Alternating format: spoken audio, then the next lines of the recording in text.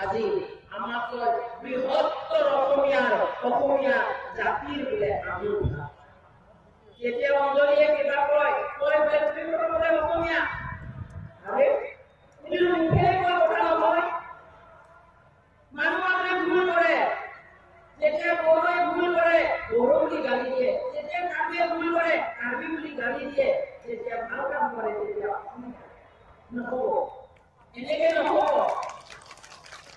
যদি ভাবে বেয়া কৰিলেও আঁকোৱালি লওক, ভাল কৰিলেও আঁকোৱালি লওক। কেৱল ভাল হলে অসমীয়া সন্তান, আৰু যদি বেয়া হয় বড়ো ল'ৰা, বড়ো মানুহ, কাৰ্বি মানুহ, বড়ো খাদত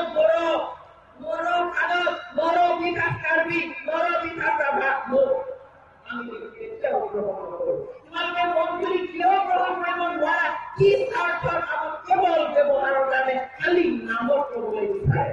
ৰাইজসকল, আমাৰ অধিকাৰ আছে।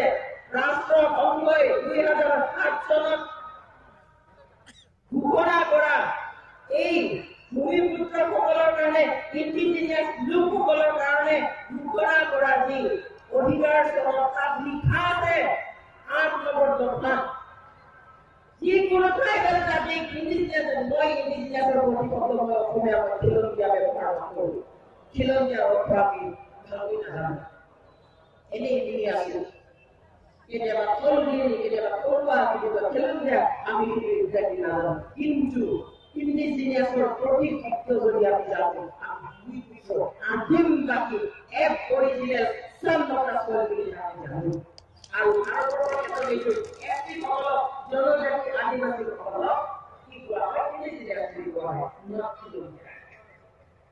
গতিকে তাত কোৱা হৈছে যে এই ট্ৰাইবেলসকলৰ সৰু জাতিসকল যিমানেই হওক, 21 নাথাকক, 20 লাখে নাথাকক, কোনো ডাঙৰ জাতিয়ে কেতিয়াও তেওঁলোকৰ লগত চামিল হ'বলৈ ফৰ্চ কৰিব নোৱাৰে, জোৰ জুলুম কৰিব নোৱাৰে বুলি লিখাই আছে। আপোনালোকে চাওক ইণ্টাৰনেটত, গুগলত চাওক।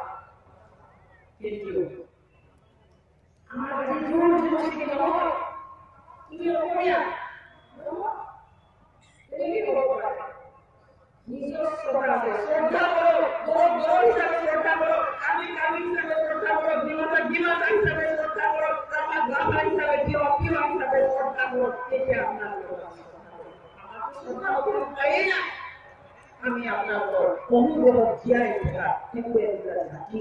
সেইকাৰণে মন গৈছে এই কালি 37% টকাৰ পৰা 13 মানুহৰ এছটি কৰি পেলাই আমাৰ চিন্তা আমি ৰাইজ অলপ আগতে এনডিএফবি প্ৰেচিডেণ্টে কৈ গৈছে, হয় আমাৰ লগত কি হৈছে আমি জানো, আপোনালোকৰ লগত কি হৈছে আমি জানো, এই যে হ'ল ট্ৰাইবেল হিচাপে কি হৈছে আমি জানো। আমি কিন্তু আমি জ্বলি আজি ডিসক্রিমিনেশন, বৈষম্য, ইমান বেছি বৈষম্য। আমি এটা মাত দিওঁ নিদিওঁ আমি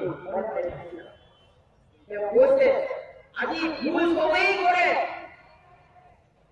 কিন্তু এই জনজাতিসকলৰ বাদে বেলেগে কৰা ভুলটো ক্ষমা কৰে, কিন্তু জনজাতিসকলে কৰা ভুল কেতিয়াও ক্ষমা নকৰে। হাজাৰ বছৰ তাকে কৈ থাকিব, আটাইতকৈ যি ডাঙৰ শাস্তি আছে তাকেই দিব।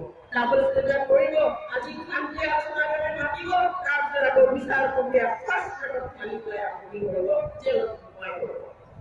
আজি গোটেই ভাৰতবৰ্ষত মাওবাদীকে আদি কৰি আজি মিজোৰামো ৰাছিয়াৰ সংগ্ৰাম কৰি ষ্টেট পাইছে, তেওঁলোকৰ আজি ৰেজিষ্ট্ৰেট আছে, বছৰ ধৰি তেওঁলোকে হাতিয়াৰ কামত এই ভাৰতবৰ্ষত কোনো এটা হাতিয়াৰ ধৰা আৰ্ম অৰ্গেনাইজেশ্যনৰ বিচাৰ প্ৰক্ৰিয়া কৰিবলৈ কেতিয়াও ফাৰ্ষ্ট ট্ৰেক আদালত বহোৱা নাছিল।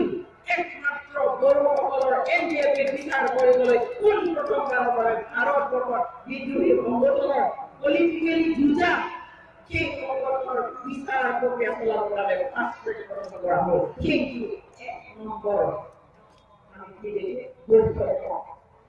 যেতিয়া হাজাৰ